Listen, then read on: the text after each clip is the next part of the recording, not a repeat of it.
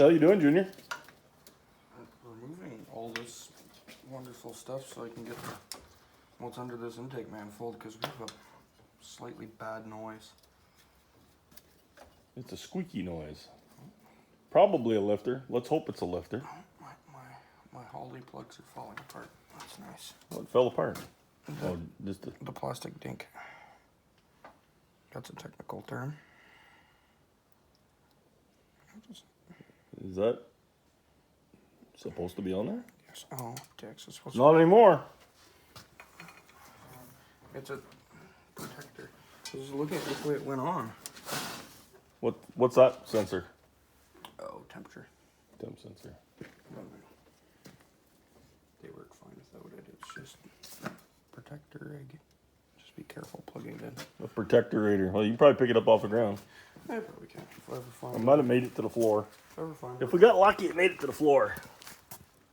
I don't see it. it's definitely a top of frame. So one pass and we're already turning the motor down? No. We need multiple passes. One good pass. Right off the trailer. Yep. And then the fuel injection decided it was not going to play. And we haven't missed. If this weekend, if it doesn't work, I am pulling it off and putting my Hollies on it. It's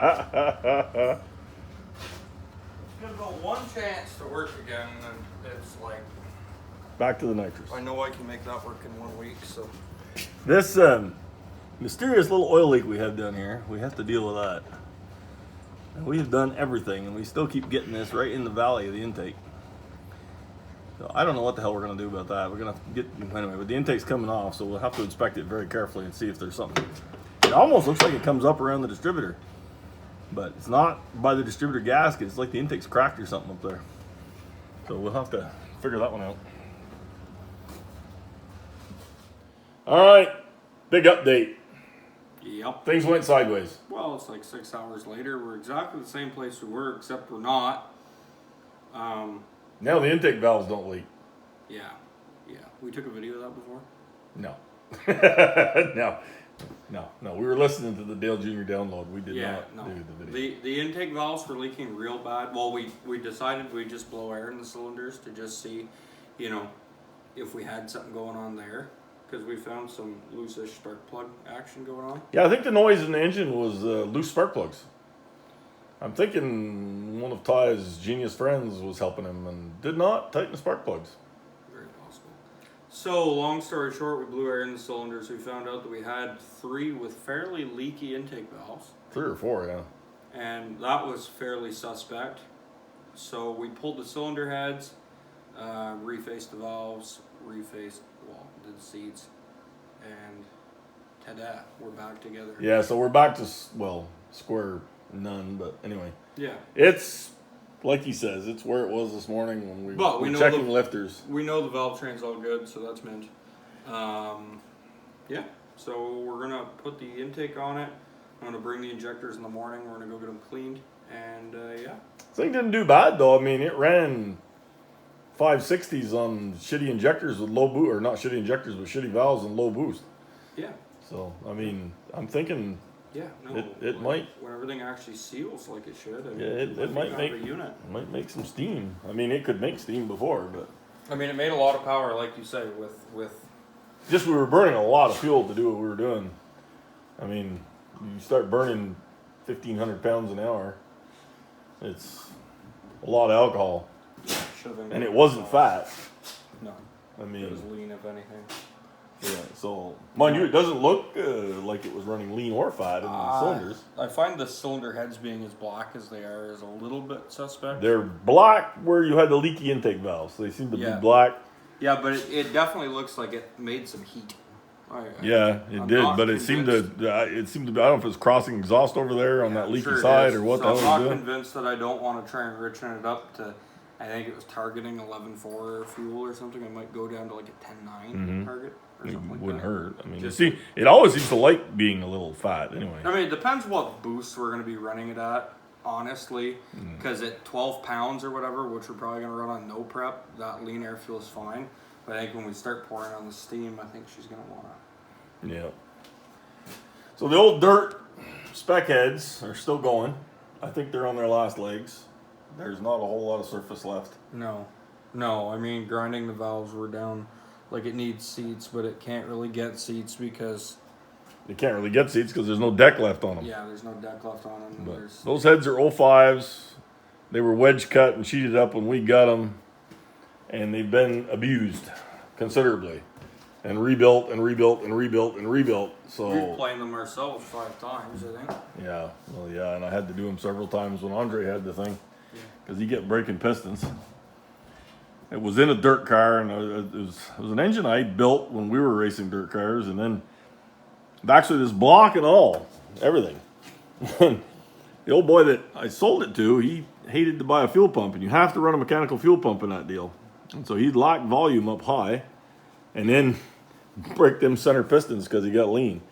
And he finally busted one bad enough, he busted a rod and everything else. And so yeah, this block started, its first life was with me having to weld the oil pan rail up because it was missing a chunk of oil pan rail like that because Buddy had broke rods in it. This thing is seen the elephant. And then I've thrown a rod out of it. You did. The oil pan still has the scar from that. The rod you threw out of it, though, went out fast enough. It was like a really high-speed bullet. It didn't do a lot of damage. It just made one nice clean hole in the oil pan. It was like a 223 versus a 4570. It just the entire rod was laying on the track. It was big. But, yeah.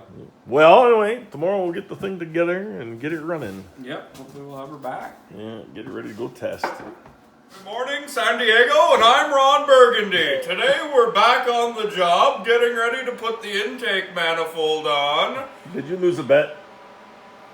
I lost in one, let's be honest here. My friend had to give his eyebrow a slash like those, real modern men fellers do. So, I mean, I have to look like Ron Burgundy, and he has to look like, he questions his sexuality. He's going to get hit on. There's a guy at work that also has a slash in his eyebrow, so Interesting. We'll see how that plays out for him. All You're going to right. have to give us a video update of your first reaction when you see Well, should have had the first reaction when I saw you. Dork. All right. It's no secret to anybody that knows me that I'm not a big fan of this fuel-injected turbo stuff.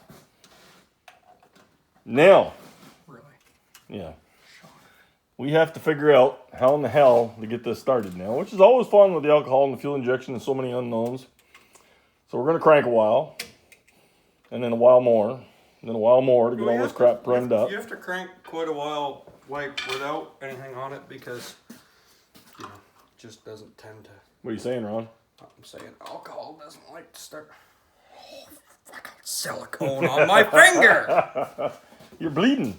Dang it. I was like, what the heck? No. Don't be a sissy. Sure, crank this. So let's go cranking. What's the end? Why do we have Presto in the middle of the intake? Just out of curiosity. Temperature sensor's not tight. Yeah, well, let's fix that before we try and start it. You may ask why we have Presto in a race car.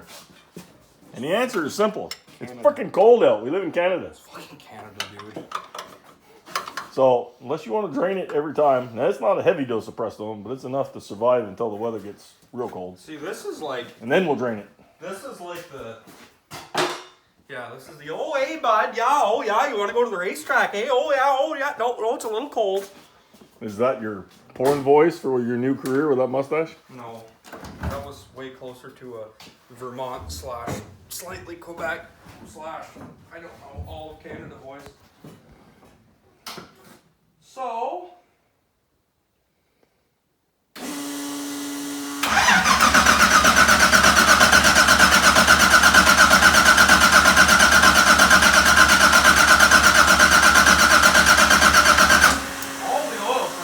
Many hours later.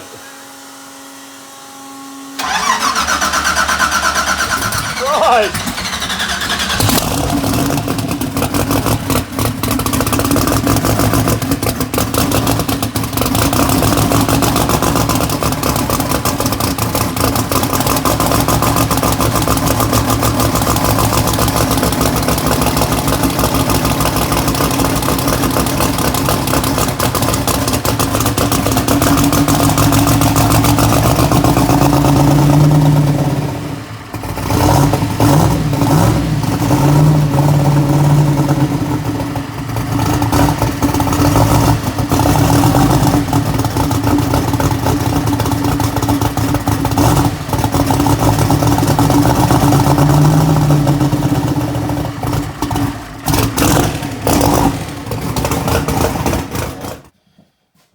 say you better get the tools and figure it out.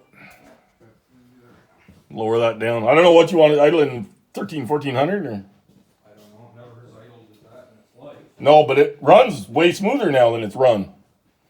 I think having valves that seal are a help.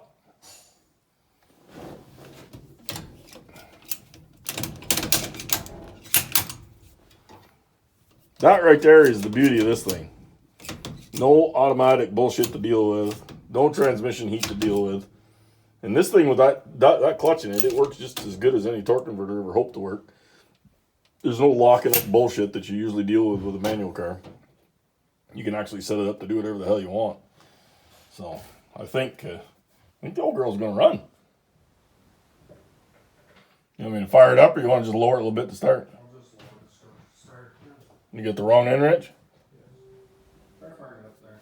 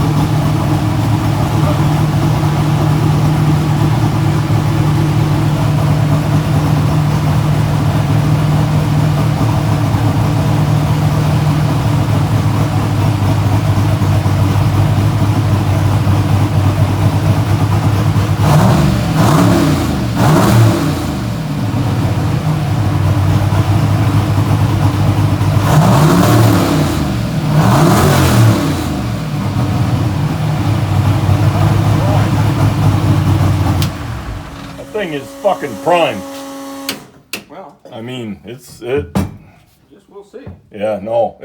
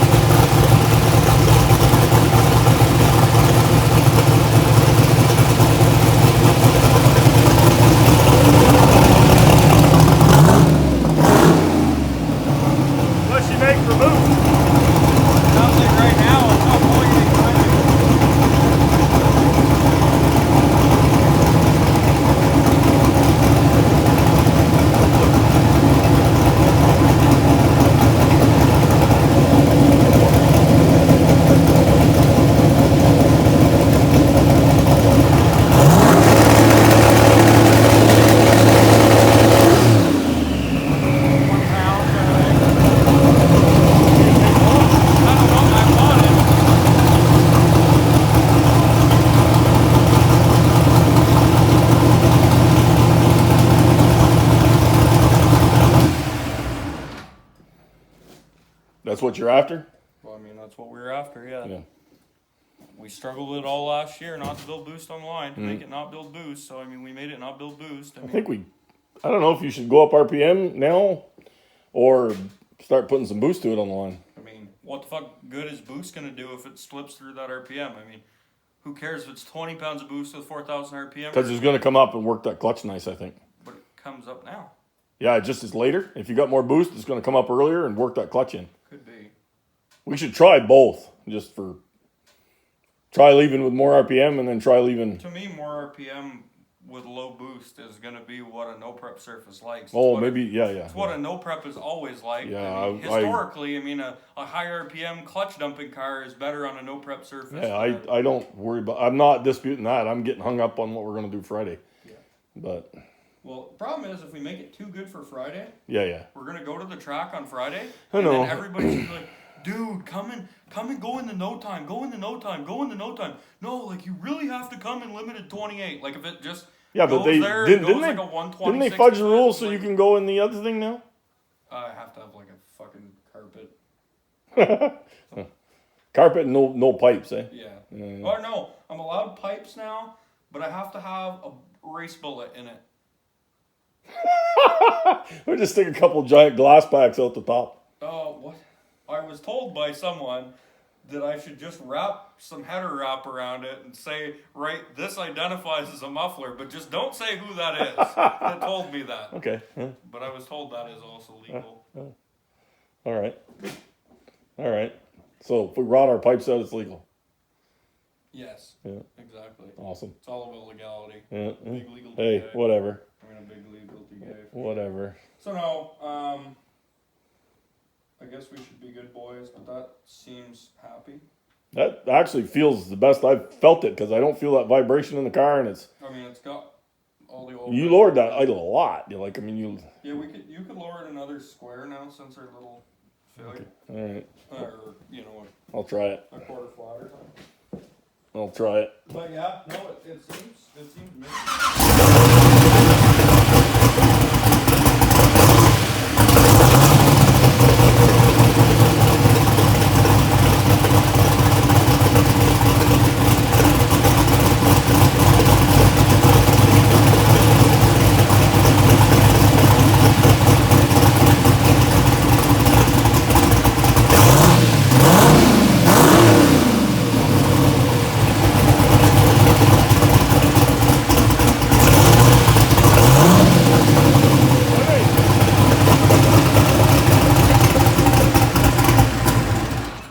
Let me raise it a hair. That's going to be probably a pain in the ass. Yeah, that's useless. Yeah. I'll try to split the difference. That stash is perfect.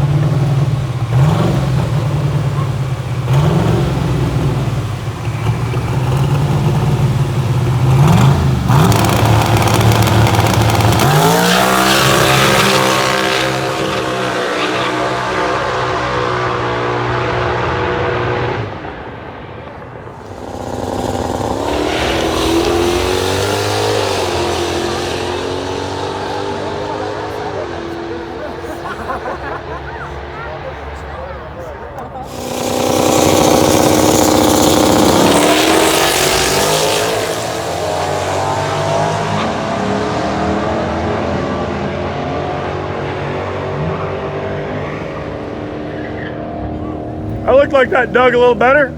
Yeah, I think that might be one of Cody's first 9-second passes of that car. Yeah, do you wonder if you held her down?